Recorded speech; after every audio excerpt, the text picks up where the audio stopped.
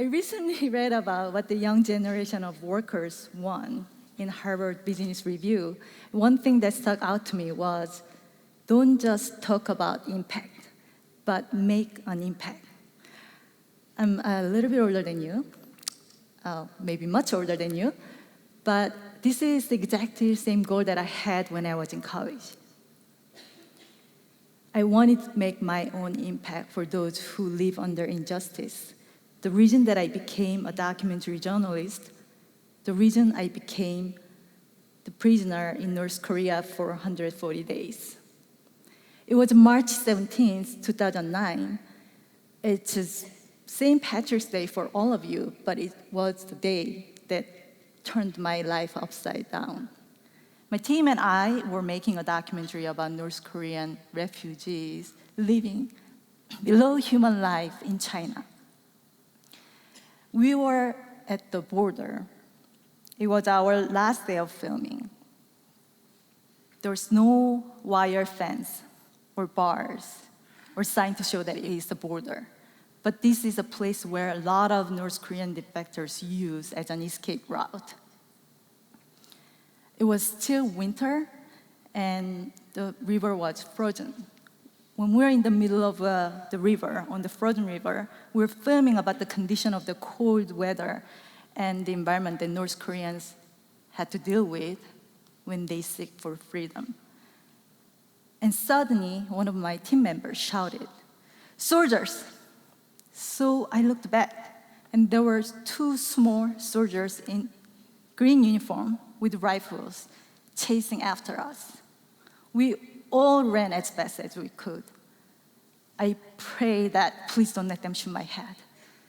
And I was thinking that if my feet are on Chinese soil, I'll be safe. And I made it to Chinese soil. Then I saw my colleague, Euna Lee, fell on her knees. I didn't know what to do at that short moment, but I knew that I could not leave her alone there when she said, "Euna, I can feel my legs." In a flash, we were surrounded by these two Korean soldiers. They were not much bigger than us, but they were determined to take us to their army base.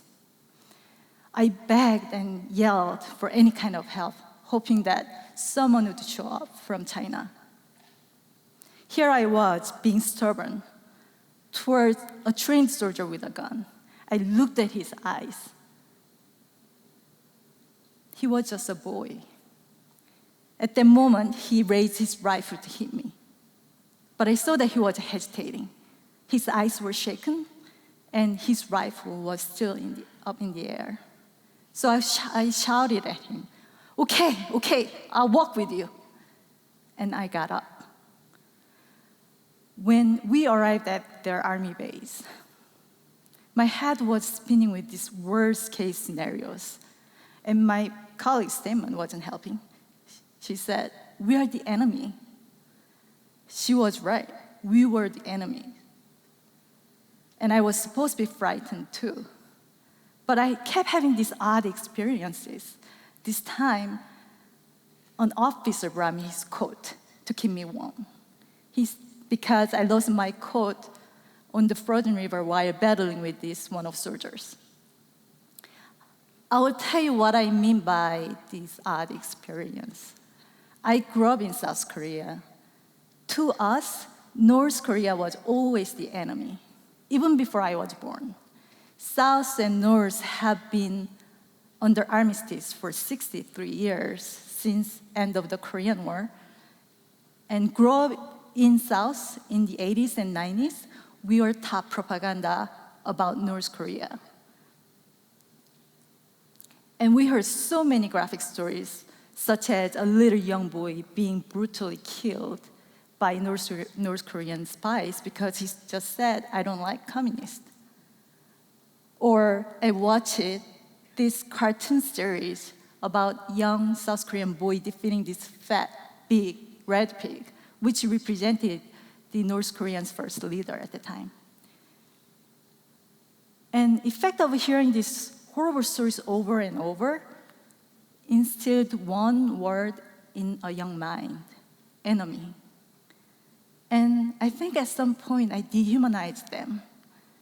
And the people of North Korea became equated with the North Korean government. Now back to my detention. It was second day of being in a cell. I had not slept since I was out at the border. This young guard came to my cell and offered me this small boiled egg and said, "This will give you strength to keep going." Do you know what it is like receiving a small kindness in enemy's hands? Whenever they were kind to me, I thought the worst case was waiting for me after the kindness. And one officer noticed my nervousness, said, "Did you think we were all these red pigs?" Referring the cartoon that I just showed you. Every day was like a psychological battle. The interrogator had me sit at a table 6 days a week and had me writing down about my journey, my work over and over until I wrote down the confession that they wanted to hear. About 3 months of detention, the North Korean court sentenced me to 12 years in a labor camp. So I was just sitting in my room to be transferred. At the time, I really had nothing else to do, so I paid attention to these 2 female guards and listening on what they were talking about. Guard A was older, and she studied English. She seemed like she came from an affluent family. She often showed up with these colorful dresses and then loved to show off. And guard B was younger one, and she was a really good singer. She loved to sing the Celine Dion's "My Heart Will Go On." Sometimes too much. She just knew how to torture me without knowing. And this girl spent a lot of time in the morning to put on makeup, like you can see in any young girl's life. And they loved to watch this Chinese drama, a better quality production. And I remember guard B said, "I can no longer watch our TV shows after watching this." And she got scolded for degrading her own country's produced TV show. Guard B had more of a free mind than guard A, and she got often scolded by guard A whenever she expressed herself. One day, they invited all these female colleagues, I don't know where they came from, to where I was held. And they invited me to their guard's room and asked if one-night stands really happen in the US. This is the country where young couples are not even allowed to hold hands in public. I had no idea where they got this information. But they were shy and giggling even before I said anything. I think we all forgot that I was their prisoner. And it was like going back to my high school classroom again. And I learned that these girls also grew up watching a similar cartoon, but just propaganda towards South Korea and the US. I started to understand where these people's anger was coming from. If these girls grew up learning that we are enemies, it was just natural that they would hate us just as I fear them.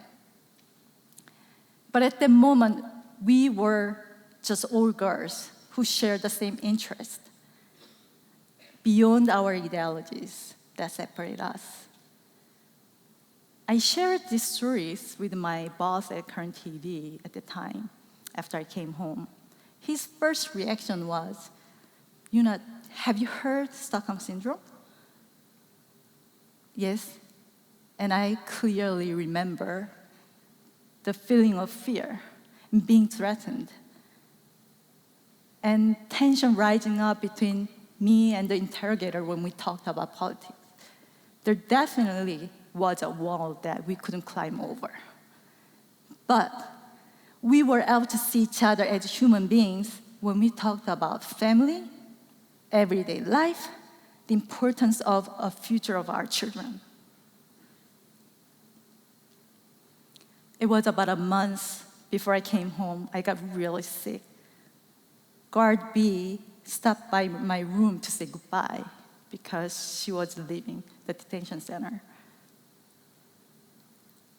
She made sure that no one watches us, no one hears us, and quietly said, I hope you get better and go back to your family soon. It is these people, the officer who brought me his coat, the guard who offered me a boiled egg, these female guards who asked me about dating life in the US. They are the ones that I remember of the North Korea, humans just like us. North Koreans and I were not ambassadors of our countries, but I believe that we were representing the human race. Now I'm back home, back to my life. The memory of these people has blurred as time has passed. And I'm in this place where I read and hear about North Korea provoking the US. I realized how easy it is to see them as an enemy again. But I have to keep reminding myself that when I was over there, I was able to see humanity over hatred in my enemy's eyes. Thank you.